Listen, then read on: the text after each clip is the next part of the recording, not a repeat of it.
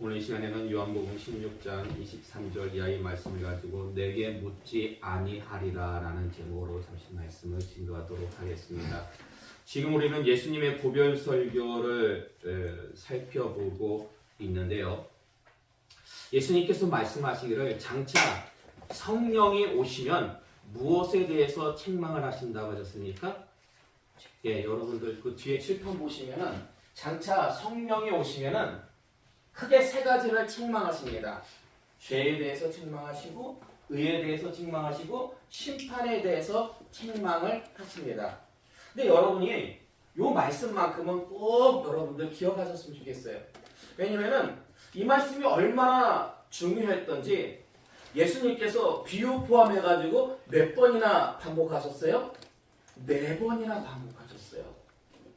그러니까 4번이나 반복하셨다는 것은 그만큼 강조하셨다라는 것입니다. 그래서 죄에 대한 책망과 관련된 말씀은 특별히 예수님의 죽음과 관련이 있습니다. 왜냐면은요, 죄라는 것이 무엇입니까? 죄라는 게 뭐예요? 예수님이 말씀하시고 죄는 무엇입니까? 너희가 나를 믿지 않는 거죠. 예수님을 믿지 않았기 때문에 유대인들이 예수님을 어찌했습니까? 죽였죠. 그렇기 때문에 이 죄는요, 예수님의 죽음과 관련이 있습니다. 근데 유대인들은 자신들이 예수님을 죽여놓고는 그것이 죄라 여기지 아니하고 무엇이라 여겼습니까? 의라고 여겼습니다. 이거는 하나님을 섬기는 옳은 일이다라고 여겼습니다. 그래서 예수님께서는 내가 아버지께로 가니라 부활과 승천을 말씀하십니다. 의에 관련해서. 왜 의에 관련해서 부활과 승천을 말씀하십니까? 그것은 바로 예수님이 의롭다는 증거이기 때문입니다.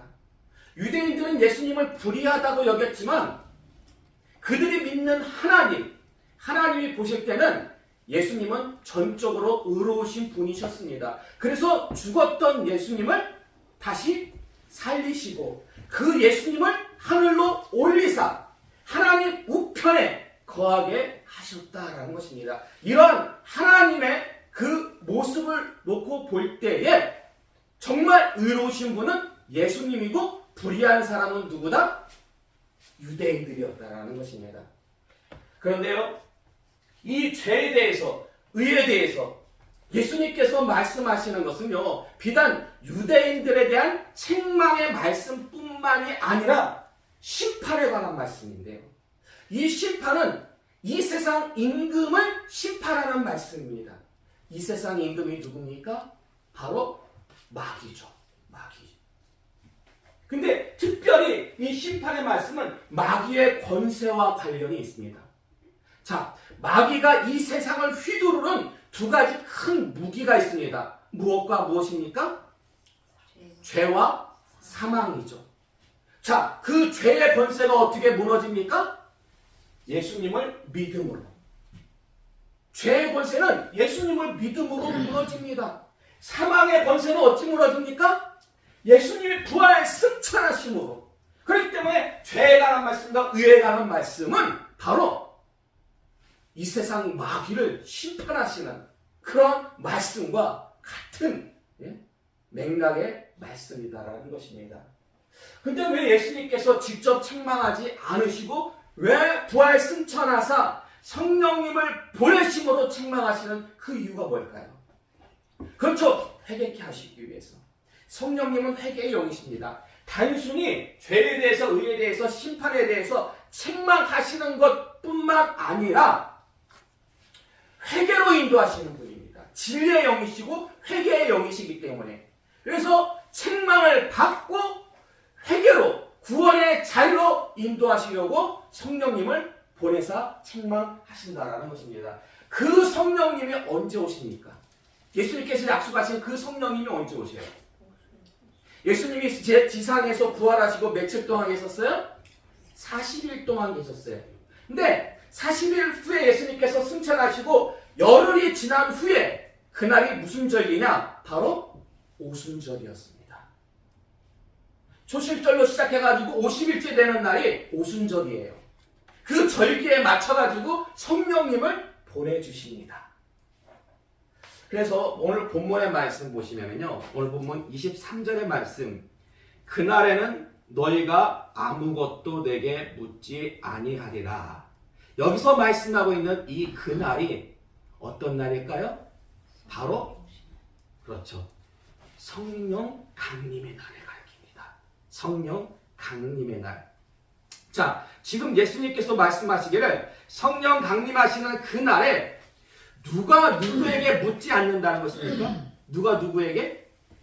제자들에게 예수님께 묻지 않는다라는 거예요. 제자들이 예수님께 묻지 않는다라는 거예요. 왜 묻지 않는다는 걸까요? 왜 묻지 않아요? 예. 이유는 아주 간단합니다. 지금 예수님께서 부활하고 승천하셔가지고 성령을 보내주셨어요. 그래서 제자들이 예수님께 묻고 싶어도 물을 수가 없어요. 왜요? 올라가셨잖아요. 안 계시잖아요. 안 계시잖아요. 근데 여러분, 말씀을 자세히 보시면요. 지금 예수님은 묻지 아니하리라 라고 말씀하십니다. 근데 묻지 않는다는 것과 묻지 못한다는 것, 묻지 않음과 묻지 못함, 이게 같은 뉘앙스입니까? 좀 다른 뉘앙스입니까? 다르죠. 예. 어떤 면에서 다릅니까? 어떤 면에서? 묻지 않는다는 것과 묻지 못한다는 것. 있는 것과 없는 것? 그러니까 뭐가 있고 없고 뭔가 좀 설명을 해주셔야지. 그렇게 앞에 뭐 대가를 좀 얘기해 주셔야지. 그게 맞긴 맞는데 이게요 이제 어떤 질문하고자 하는 사람의 어떤 의도에 대해서도 이런 어떤 묻지 아니함과 묻지 못함이 이게 반영이 될 수 있고요. 또 상대방의 유무에 따라서. 근데 이 상대방의 유무, 지금 예수님께서 올라가셨잖아요. 하늘로. 그러니까 이 상대방의 유무를 갖다가 놓고 볼 때 이게 다른 뉘앙스입니다. 보세요. 질문할 수 있는 상대방이 있는데 질문하지 않아요. 예수님이 계신데 제자들이 질문하지 않아요. 그러면 이건 질문하지 않는 겁니까? 질문하지 못하는 겁니까?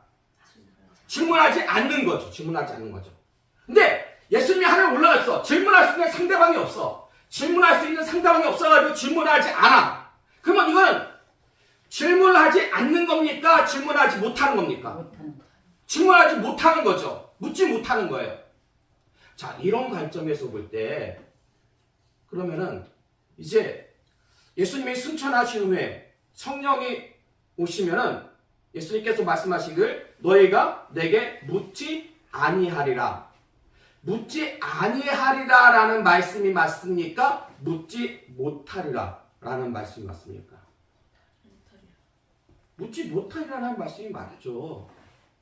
없잖아요. 지금 예수님이 안 계시잖아요. 안 계시기 때문에 지금 제자들이 묻고 싶어도 물을 수가 없는 거예요. 그렇기 때문에 정확하게 얘기를 한다면 그날에는 너희가 내게 묻지 못하리라. 이게 맞습니다. 근데 지금 예수님께서는 뭐라고 말씀하시면 그날에는 성령 강림하시는 그날에는 너희가 내게 묻지 아니하리라.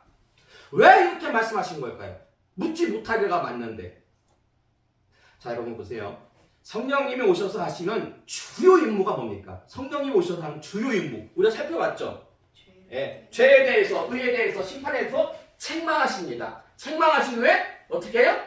회개로 인도하시죠. 자, 그뿐만이 아니라 요한복음 16장 13절의 말씀 볼까요? 주보 참고하세요. 요한복음 16장 13절의 말씀 함께 공독하겠습니다. 시작. 그러나 진리의 성령이 오시면 그가 너희를 모든 진리 가운데로 인도하시니 그가 스스로 말하지 않고 오직 들은 것을 말하며 장래일을 너희에게 알리시리라. 아멘. 자, 그 성령님께서 오시면은요 무슨 일을 하시냐면 제자들을 어디로 인도하셔요? 모든 진리 가운데로 인도하십니다. 모든 진리 가운데로. 그러므로 예수님께서 묻지 못하리라 대신에 묻지 아니하리라 라고 하신 이유 아시겠습니까? 왜요? 성령님이 진리로 인도하신다는 것은 진리 가운데 인도하사 모든 것을 깨닫게 하신다는 거예요. 모든 것을 알게 하신다는 거예요.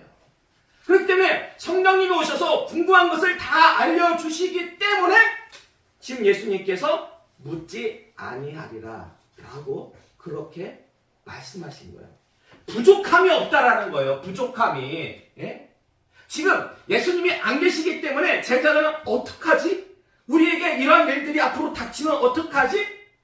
그런데요, 성령님이 오시면은 모든 질 가운데로 인도하사 모든 것을 알려주시고 모든 것을 다 해결해 주시기 때문에 그 부족함이 전혀 필요 없기 때문에 어찌 보면은 일도 부족함이 필요 없기 때문에 예수님께서 묻지 아니하리라. 이건 어떻게 보면은 그 성령에 대해서 더욱더 강조하시기 위해서 부족함이 없는 성령님을 더욱더 이렇게 드러내기 위해서 묻지 못하리라가 아닌 묻지 아니하리라 라고 말씀하신 것으로 그렇게 우리가 이해할 수 있다는 것입니다.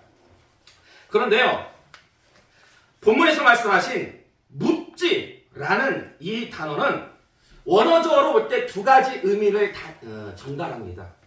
첫 번째는 뭐냐면 질문하다라는 의미가 있어요. 질문하다. 그리고 두 번째는 요구하다라는 의미가 있습니다. 요구하다. 그래서 원어적으로 보면은 지금 예수님의 말씀은 두 가지로 번역이 가능합니다. 첫 번째는 뭐냐면 그날에는 너희가 아무것도 내게 질문하지 아니하리라. 두 번째는요, 그날에는 너희가 아무것도 내게 요구하지 아니하리라. 근데 첫 번째 번역은 오순절날 성령님이 오심으로 제자들을 어디로 인도하사? 모든 진리 가운데로 인도하사 모든 궁금증을 다 해결해 주심으로 해결이 되었습니다. 그럼 두 번째 번역이 뭐였어요? 그날에는 너희가 아무것도 내게 요구하지 아니하니라. 예수님이 제자들과 함께 있을 때에는 제자들이 필요한 것을 갖다가 다 예수님께 얘기했잖아요. 그래서 예수님께서 필요한 것들을 다 해결해 주셨잖아요. 자, 그러면 이 두 번째 문제는 어떻게 해결이 되는 걸까요? 그날에는 성령 강림하시는 날에는 너희가 내게 아무것도 요구하지 않을 것이다. 그 말씀이 바로 이어서 나옵니다. 23절 하반절의 말씀 보시면요, 뭐라고 말씀하세요? 내가 진실로 진실로 너에게 이르노니 너희가 무엇이든지 아버지께 구하는 것을 내 이름으로 주시리라. 자, 다시 한번 들어보세요. 내가 진실로 진실로 너에게 이르노니 너희가 무엇이든지 아버지께 구하는 것을 내 이름으로 주시리라. 여러분, 진실로라는 단어가요, 히브리어 또는 헬라어로 무엇인지 아십니까? 진실로. 이거 아실 줄 알았는데 이거 아멘이에요. 아멘. 원래 히브리어예요. 히브리어인데 헬라어에서도 그대로 그냥 음차를 갖다 썼어요. 그래서 히브리어건 헬라어건 다 그냥 아멘이에요. 아멘이에요. 아멘의 뜻이 뭡니까? 진실로. 우리가 보통 말씀을 들을 때나 기도할 때 끝에 어떻게 해요? 아멘이라고 화답하잖아요. 그 아멘이라고 화답하는 그 이유가 뭐예요? 내가 진실로 그 말씀을 믿습니다. 그대로 다 이루어질 줄로 믿습니다. 자, 근데 지금 예수님께서 이 아멘을 몇 번 하세요? 두 번 하시죠. 두 번은 무슨 의미예요? 강조. 예수님께서 내가 아멘 너희에게 이르노니, 내가 진실로 너희에게 이르노니 하면서 강조하시는 말씀의 내용이 뭐예요? 강조하시면서 하시는 말씀 내용? 자, 다시 한번 오늘 본문 16장 23절에서 24절의 말씀, 오늘 본문의 말씀 다시 한번 우리 함께 봉독하겠습니다. 시작. 그날에는 너희가 아무것도 내게 묻지 아니라 내가 진실로 너희에게 이르노니 너희가 무엇이든지 아버지께 구하는 것을 내 이름으로 주시리라. 지금까지는 너희가 내 이름으로 아무것도 구하지 아니하였으나 구하라. 그리하면 받으리니 너희 기쁨이 충만하리라. 아멘. 그러니까 예수님께서 아멘 하시면서 강조하신 내용은 무엇이든지 예수님께 구하면 하나님께서 누구의 이름으로? 예수님의 이름으로 주신다라는 것입니다. 그러므로 제자들이 그날에 아무것도 예수님께 요구하지 않는 이유는 무엇이든지 예수님의 이름으로 구하면 하나님께서 예수님의 이름으로 주시기 때문입니다. 다 해결됐죠? 오늘 말씀 다 해결이 됐어요. 예, 오늘 말씀 다 해결이 됐어요. 근데요, 한 가지 여러분에게 질문을 좀 드릴게요. 지금 예수님께서 뭐라고 말씀하세요? 성령이 오시면은 그날에 너희가 내게 직접 요구하지 않을 것이다. 사실 안 계셔요. 안 계시기 때문에 직접 요구할 수도 없어요. 그런데 그럼 어떡하냐? 하나님께 구하래요. 누구의 이름으로? 예수님의 이름으로 하나님께 구하면은 하나님께서 주신대요. 누구의 이름으로? 예수님의 이름으로. 근데 여러분 뭔가 좀 복잡한 것 같죠? 복잡한 건 아니지만 뭔가 좀 복잡한 것 같아. 그러면 예수님께 직접 구하면 안 됩니까? 하나님께 예수님의 이름으로 구하지 않고 예수님께 직접 구하고 예수님께서 직접 주실 수는 없는 걸까요? 자, 이게 좀 헷갈립니다.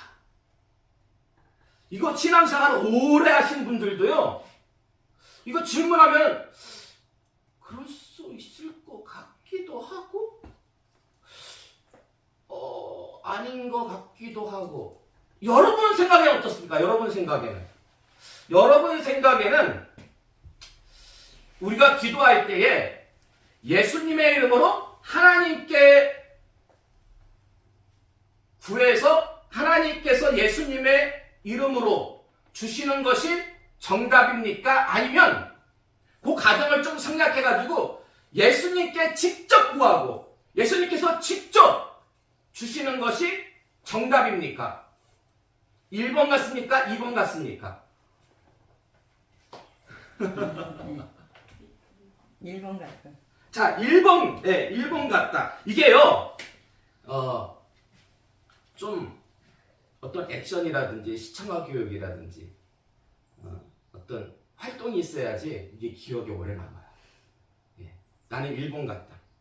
자, 제가 객관식입니다. 자, 1번, 2번, 그리고 1 플러스 2번.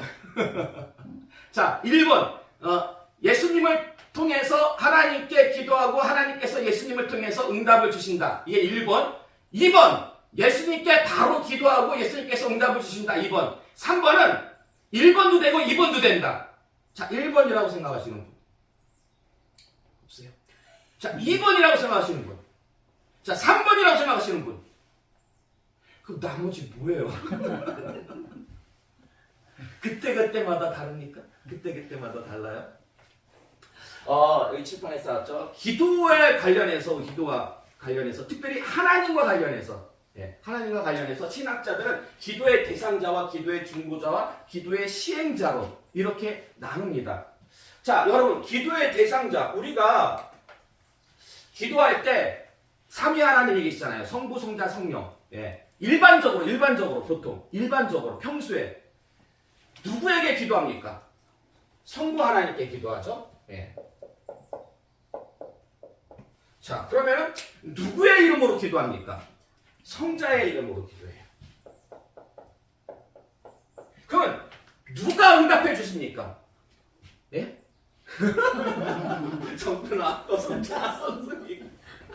이제 골고루 하기 위해서 아니 일반적으로 보통 여러분 교회에서나 주일학교 때 자 우리가 우리에게 기도 응답해 주시는 분이 누구라고 여러분이 들었어요? 성부라고 들었잖아요. 성부라고. 이게 보통 일반적으로 뭐 주일학교라든지 일반적으로 우리가 알고 있는 일상적인 상식입니다. 상식이에요. 자, 그런데요. 요한복음 14장 13절에서 14절의 말씀 볼까요? 요한복음 14장 13절에서 14절의 말씀.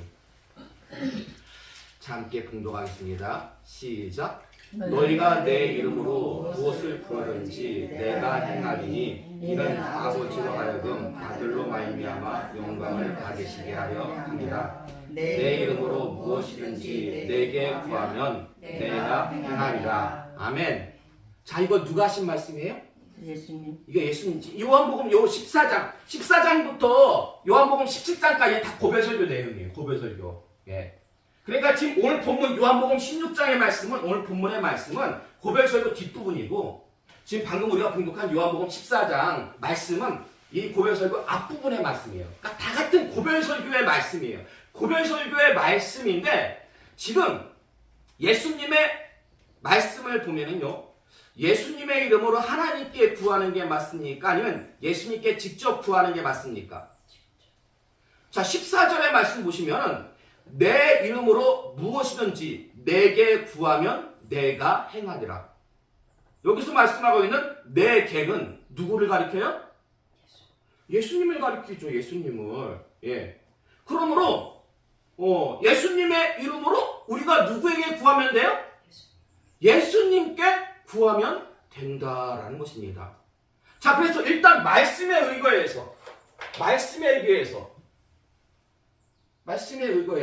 여기 성경에 나오는 말씀에 의해서 기도의 대상자 누구에게 기도할 수 있습니까? 성도뿐만이 아니라 예, 예수님.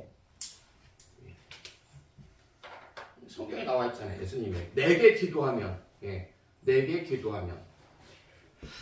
근데 사실 이 부분이요.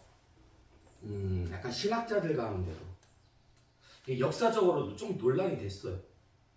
왜냐면 성경 전반적으로 볼 때는 구약부터 해가지고 성경 전반적으로 볼 때는 보통 일반적으로 기도의 대상자 보통 누구에게 기도합니까? 성부 하나님께 기도하잖아요. 근데 지금 예수님께서 지금 뭐라고 말씀하시면 내게 기도하래요. 내게 구하래.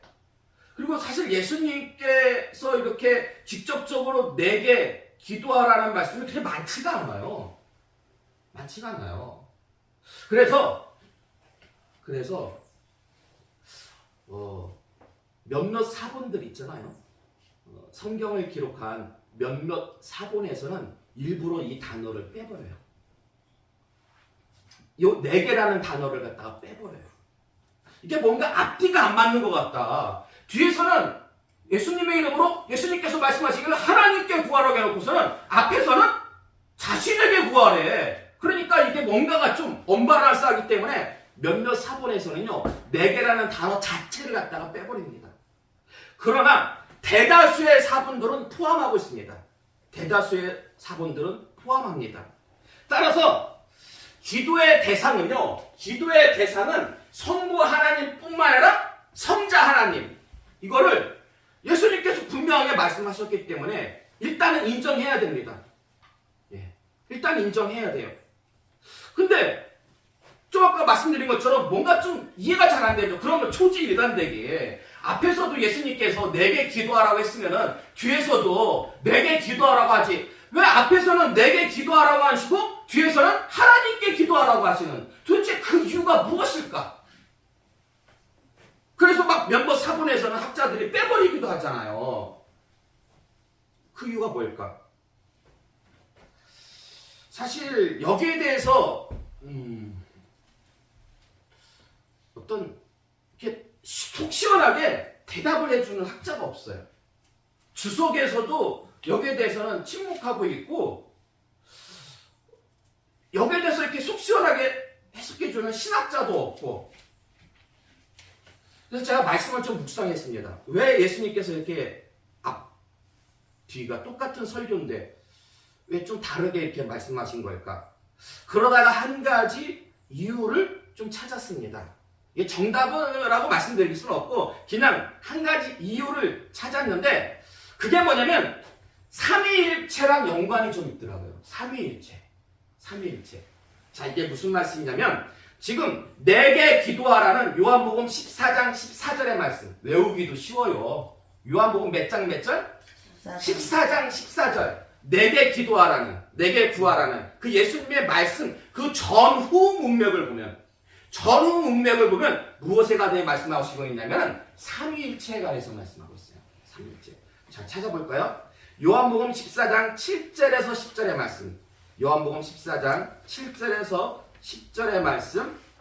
자, 주보 참고하시고 함께 공독하겠습니다. 시작. 너희가 나를 알았더라면 내 아버지도 알았으리라. 이제부터는 너희가 그를 알았고 또 보았느니라. 빌립이 이르되 주여 아버지를 우리에게 보여주옵소서. 그리하면 축하겠나이다. 예수께서 이르시되 빌립아 내가 이렇게 오래 너희와 함께 있되 내가 나를 알지 못하였느냐. 나를 본 자는 아버지를 보았거늘 어찌하여 아버지를 보이라 하느냐. 내가 아버지 안에 거하고 아버지는 내 안에 계신 것을 내가 믿지 아니하느냐. 내가 너에게 이르는 말은 스스로 하는 것이 아니라 아버지께서 내 안에 계셔서 그의 일을 하시는 것이라. 아멘. 자, 그러니까 요한복음 14장 14절의 앞에 부분, 앞에 부분에서는 지금 예수님께서 뭐라고 말씀하시냐면 예수님을 본 것은 누구를 본 것과 마찬가지다? 하나님을 본 것과 마찬가지다. 사실 예수님은 하나님의 본체세요. 그리고 여러분 삼위일체라는 뜻이 뭡니까? 삼위일체? 세 분은 하나다라는 거예요. 무엇이 하나다? 본질이 하나다라는 거예요. 세 분. 그러니까 예수님은 하나님의 본체시고 예수님은 하나님과 본질이 같기 때문에 예수님을 본 것은 누구를 본 것과 같다? 하나님을 본 것과 같다. 지금 요한복음 14장 14절 내게 구하면 그 말씀 앞부분에서 지금 분명하게 삼위일체에 관한 말씀을 하고 계세요. 그럼 뒷부분에서 어떠냐? 뒷부분. 자, 요한복음 14장 16절에서 18절의 말씀. 14장 16절에서 18절의 말씀 함께 봉독하겠습니다. 시작. 내가 아버지께 구하겠으니 그가 또 다른 보혜사를 너희에게 주사 영원토록 너희와 함께 있게 하리니 그는 진리의 영이라. 세상은 능히 그를 받지 못하나니 이는 그를 보지도 못하고 알지도 못함이라.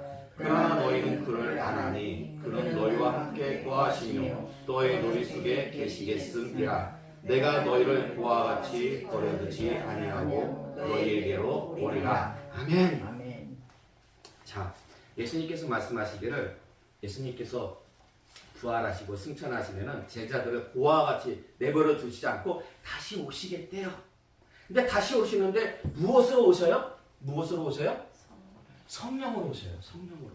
그런데 예수님이 직접 오시지 않고 성령으로 오시잖아요. 근데 왜 예수님은 마치 자신이 오시는 것처럼 얘기하시는 그 이유가 뭘까요? 바로 삼위일체 하나님 때문에. 하나님은 본질이 같으신 분이기 때문에 실제로 오시는 분은 누구예요? 실제로 성령이에요. 근데 그 성령님이 오신 것은 누가 오신 거나 마찬가지다? 예수님이 오신 거나 마찬가지라는 뜻입니다. 그러므로 이 말씀도 무엇에 관한 말씀이에요? 삼위일체에 관한 말씀이에요. 그래서 요한복음 14장 14절의 말씀 내게 구하면 예수님께 구하면 기도하면 그 말씀 앞뒤로 지금 무엇에 관해서 말씀하고 있어요? 삼위일체에 관해서 말씀하고 있다는 것입니다. 자, 그래서 요한복음 14장 13절과 14절의 말씀, 요한복음 14장 13절과 14절의 말씀 다시 한번 봉독하겠습니다. 함께 봉독할까요? 시작. 너희가 내 이름으로 무엇을 구하든지 내가 행하리니 이는 아버지로 하여금 아들로 말미암아 영광을 받으시게 하려 합니다. 내 이름으로 무엇이든지 내게 구하면 내가 행하리라. 아멘. 자, 지금 예수님은 좀 전에 말씀드린 것처럼 삼위일체에 관한 말씀을 하시다가 중간에 13절과 14절의 말씀, 기도에 관한 말씀을 하십니다. 근데 이 13절과 14절의 말씀은 의미상 별 차이가 없어요. 자, 그래서 반복된 말씀이라고 볼 수가 있습니다. 13절과 14절의 말씀은 의미상 반복된 말씀이라고 볼 수가 있는데 성경에서 반복은 보통 무엇을 의미한다고요? 강조죠, 강조. 그럼 여기서 예수님이 강조하시는 바는 무엇일까요? 13절과 14절 강조하시는 말씀. 이게 기도에 관한 말씀이니까 이게 단순히 기도에 대해서 강조하는 거구나라고 그렇게 볼 수 있어요. 1차적으로는. 근데 지금 전후 문맥을 놓고 볼 때, 지금 무엇을 강조하고 계세요? 예수님께서 무엇을 설명하고 있어요? 삼위일체에 관해서 설명하고 있죠. 그렇기 때문에 이 기도에 관한 이 부분도 삼위일체와 관해서 예수님께서 어떤 의도를 가지고 말씀하실 수 있다라고 충분히 볼 여지가 있습니다. 그래 가지고요, 여러분. 13절과 14절의 말씀은 별 차이가 없다고 했잖아요. 근데 13절의 말씀은 우리가 알고 있는 일반적인 말씀이에요. 일반적인 말씀인데 그 말씀을 14절에서 반복하시면서 특별히 갖다 붙이신 말씀이 있어요. 그게 뭐예요? 13절의 말씀을 14절에서 다시 한번 반복하시면서 특별히 어떤 삼위일체를 강조하시려고 14절에 덧붙이신 말씀이 있어요. 그게 뭐예요? 네 개.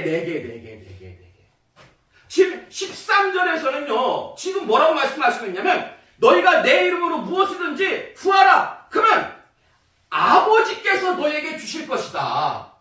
그 말씀이에요. 근데 14절에서는 너희가 내 이름으로 무엇이든지 누구에게 구하면? 내게 구하면. 그러니까 13절은 아버지께 구하면 주실 것이다. 그렇게 말씀하시고 14절은 내게 구하면 주실 것이다. 13절과 14절을 놓고 볼 때도 무엇에 대해서 지금 예수님께서 말씀하시고자 하는 의도가 뭐예요?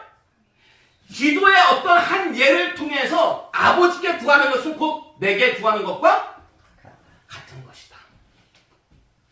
그래, 지금 앞에서도 삼위일체, 아버지를, 나를 본 것은 아버지를 본 것이다. 그리고 이어서 아버지께 구하는 것은 내게 구하는 거나 마찬가지다. 그리고 성령이 오시는 것은 내가 오는 것과 마찬가지다. 전부 다 뭐에 관한 말씀이다? 삼위일체에 관한 말씀이다라는 것입니다. 자, 이런 관점에서 오늘 본문 16장 23절의 말씀, 예? 오늘 본문 16장 그 맨 위에 보시면 오늘 본문 16장 23절의 말씀만 다시 한번 봉독해 볼까요? 시작. 그날에는 너희가 아무것도 내게 묻지 아니하리라.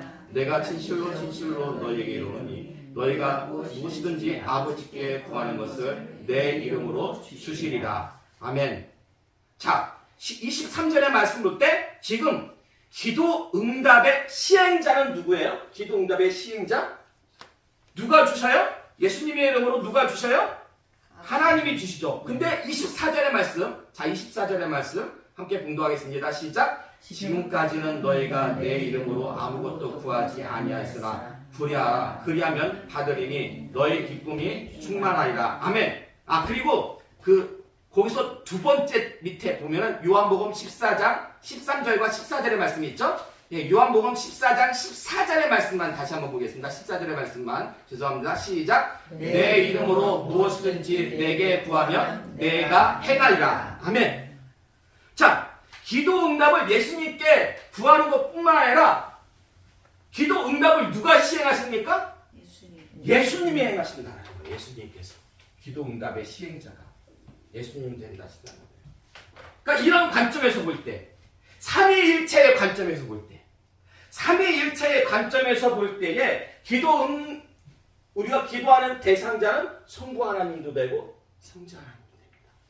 그리고 기도 응답의 시행자는 성부 하나님도 되고 성자 하나님도 돼요. 이건 성경에 나오는 말씀이니까 이건 빼도 박도 못합니다.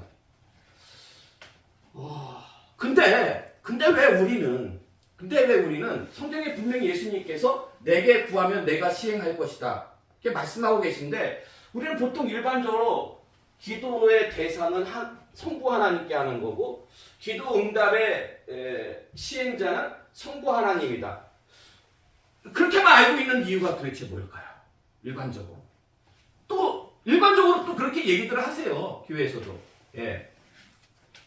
그리고 여러분 로마서의 말씀 보면요 성령님이 말할 수 없는 탄식으로 우리를 위해서 기도하세요. 말할 수 없는 탄식으로 우리를 위해서 기도하세요. 우리를 위해서 뭐 하신다는 거예요? 그게? 중보하신다는 거예요. 우리를 위해서 중보. 그러면 성령님께서 말할 수 없는 탄식으로 우리를 위해서 중보하시니까 이 기도의 중보자의 성령도 들어갈 수 있지 않을까요? 네? 자, 그리고 삼위일체 교리의 근거에서